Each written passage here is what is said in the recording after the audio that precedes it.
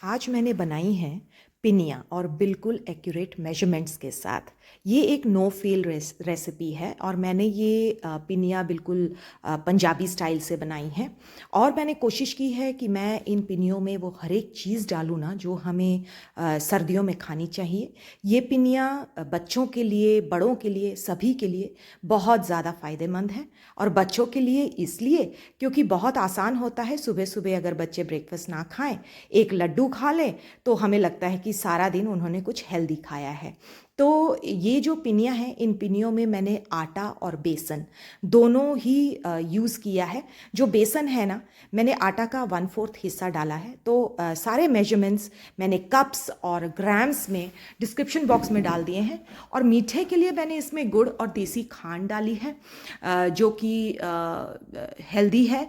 और इसमें जो घी है ना, ये घी मैंने जितना आटा और बेसन है उसका आधा मैंने लगभग घी लिया है।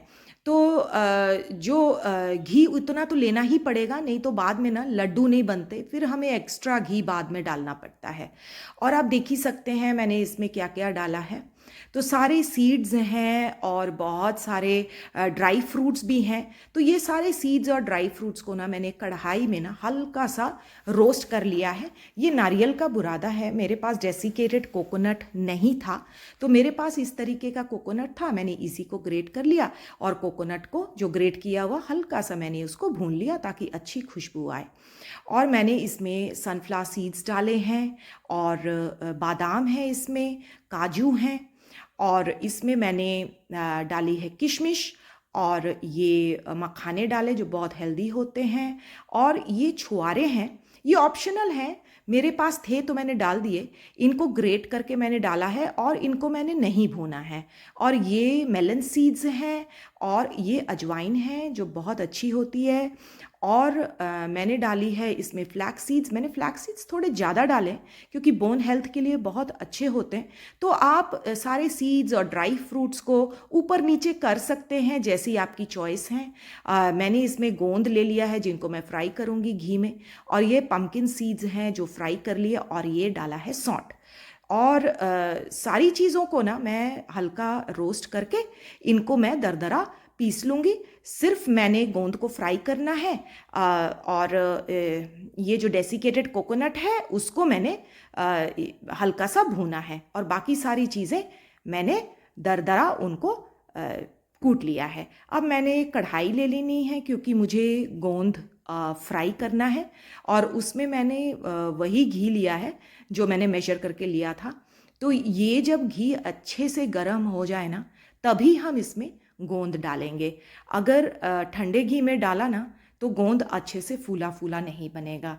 और मैंने एक गलती की थी, मैंने बहुत सारा गोंद ना एक ही बार में घी में डाल दिया तो सारा चिपक गया।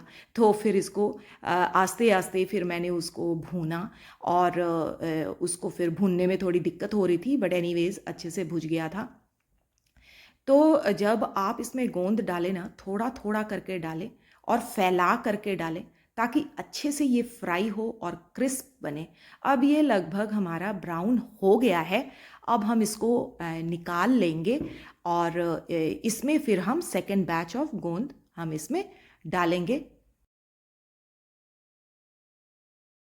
अब मैं डालूंगी इसमें सेकेंड बैच, जो कि मैं फैला कर मैंने डाला। ये देखिए कितना अच्छा फूला फूला सा हुआ और फटाफट से ये फ्राई भी हो गया। तो इस तरीके से हमें सारे फ्राई कर लेने हैं। तो ये फ्राई करके मैंने एक प्लेट में निकाल लिया है। अब हम एक कढ़ाई ले लेंगे जिसमें मैं जो आटा है उसको पहले भूनूंगी, और आटा को ना मैं सूखा ही भूनूंगी और घी डाल के नहीं भूनूंगी। तो आटा ये मैंने ले लिया है मेजर करके। तो सूखा आटा भूनने से क्या होता है ना, घी कम लगता है और हमारे हाथ ना दर्द भी नहीं होते, क्योंकि आटा हल्का होता है, घी डालने से भारी हो जाता है। तो अच्छे से कम आंच में इसको भूनना है जब तक के लिए ये इस तरीके का ब्राउन ना हो जाए। तो जब आटा ये ब्राउन हो जाएगा तब ये आटा को हम किसी बर्तन में निकाल लेंगे, और इसी में हमने बेसन डाल करके उसको भी भून लेना है आटे की तरह ही। तो जब बेसन भी ब्राउन हो जाएगा उसको भी निकाल लेंगे। और मैंने फिर से वही कढ़ाई ले ली है जिसमें मैंने गोंद भुना था, तो उसमें घी बचा हुआ था, तो उसी में मैंने भुना हुआ आटा और भुना हुआ जो बेसन है वो डाल दिया था एक साथ। अब इसमें इसको अच्छे से मिक्स करके इसमें मैं घी डाल दूंगी जितनी ज़रूरत है। तो घी डाल करके इसको मैं अच्छे से पकाऊंगी और इसको अच्छे से ब्राउन करेंगे। घी डाल करके अच्छे से इसको पका लेना है। तो बहुत ज़्यादा घी नहीं लगेगा इसमें क्योंकि पहले से भुना हुआ है। तो ये अच्छे से इस तरीके से ब्राउन कर लेना है। तो जब इस तरीके से हमारा ये ब्राउन हो जाएगा तब हमें इसको एक बर्तन में, बड़े वाले बर्तन में निकाल लेंगे। तो अब मैं फिर से कढ़ाई बिठाऊंगी क्योंकि मुझे ना अभी जो सौंठ है उसको भी मुझे भूननी है। तो सौंठ को अगर हम फ्राई करके अच्छे से भून करके डालते हैं ना, उसकी बहुत अच्छी खुशबू आती है। तो इसीलिए जब घी अच्छे से गर्म हो जाए तो हम इसमें डाल देंगे सौंठ। तो ये अच्छे से, ये देखिए अच्छे से हमें सौंठ को भूनना है। तो सौंठ जब अच्छे से ब्राउन हो जाएगी तो इसको भी हम निकाल लेंगे और अब लेंगे हमारी बड़ा वाला एक बर्तन जिसमें हमें सारी चीज़ों को ना मिक्स करना है। तो बड़ा वाला बर्तन इसलिए लिया ना ताकि हम अच्छे से उसको मिक्स कर सके। ये आटा और बेसन जो भुना हुआ था वो है जो मैं इसमें डाल दूंगी। अब इसमें हमने सारी चीज़ें डालनी है जो हमने तैयार की थी और ये अच्छे से हमने डाल दिया। अब मैं वो जो दरदरा पिसा हुआ सारा हमारे ड्राई फ्रूट्स, सीड्स, अजवाइन और सौंफ वगैरह सारा है वो सब एक जगह दरदरा पीस के मैंने रख लिया था, वो डाला। ये गोंद है, अब इसको भी मैं इसी के अंदर डाल दूंगी और इसमें अब मैं जो हमारा कोकोनट है वो डाल दूंगी जो भुना हुआ था, और जो छुआरे थे ग्रेट किए हुए वो डाल दूंगी। किशमिश है, किशमिश बहुत बड़ी थी ना, मैंने छोटे छोटे टुकड़ों में काट ली थी वो, और इसमें मैंने डाल दी है वो देसी खांड जो मैंने पाउडर बना के रखी थी। अब ये सारी चीज़ों को मैं हल्का सा मिक्स कर लूँगी और इसको मैं रखूँगी। और ये जो सौंठ है, ये भुनी हुई सौंठ जो हमने अभी भुनी वो भी मैंने इसमें डाल देनी है। अब इन सारी चीज़ों को मैं थोड़ा सा मिक्स कर लूँगी। तो अब बारी आती है हमारा गुड़ बनाने की। तो थोड़ा सा आधा कप जैसा मैंने पानी लिया और गुड़ डाल दिया उसमें, और गुड़ को मैं अच्छे से अब पका लूँगी। इसकी कोई हमें मतलब बहुत स्टिकी सी नहीं बनाना, स्टिकी सा नहीं बनाना, एक तार की चाशनी जैसा भी नहीं बनाना, बस थोड़ा सा ये स्टिकी स्टिकी हो तो ये तैयार हो जाता है। तो आप देख सकते हैं कि मैंने गुड़ किस तरीके से पकाया है। मैं आपको जस्ट ये ले करके दिखाती हूँ। ये अभी थोड़ा स्टिकी है तो मैं आपको फिर से दिखाऊंगी ताकि आपको समझ में आए गुड़ हमें कितना पकाना है।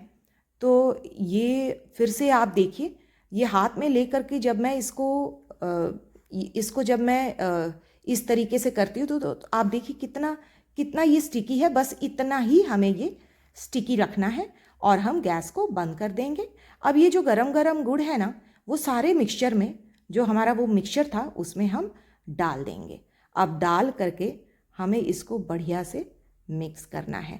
पहले तो हम ये जो करछी है इससे करें क्योंकि अभी बहुत गर्म है। तो जब ये अच्छे से मिक्स हो जाएगा ना तो वो गुड़ की जो गर्माहट है वो चली जाएगी। फिर हाथ से ही इसको अच्छे से मिक्स करेंगे तो ये बहुत अच्छा रिजल्ट आता है। तो मैंने हाथ अच्छे से धो लिए थे अब, और हाथ से ही इसको मैंने अच्छे से मिक्स कर लिया था। तो ये मिक्स हो गया बढ़िया से। अब मैं इसके छोटे छोटे लड्डू बना लूँगी। देखिए कितने बढ़िया लड्डू बनते हैं। तो ये लड्डू बहुत अच्छे से बनते हैं, हमें और घी डालने की ज़रूरत नहीं पड़ी। तो अच्छे से इसको मैंने बहुत सारे लड्डू बनाए और सभी ने बहुत एंजॉय किए घर पे, और बहुत ज़्यादा टेस्टी बनते हैं, ट्रस्ट कीजिए।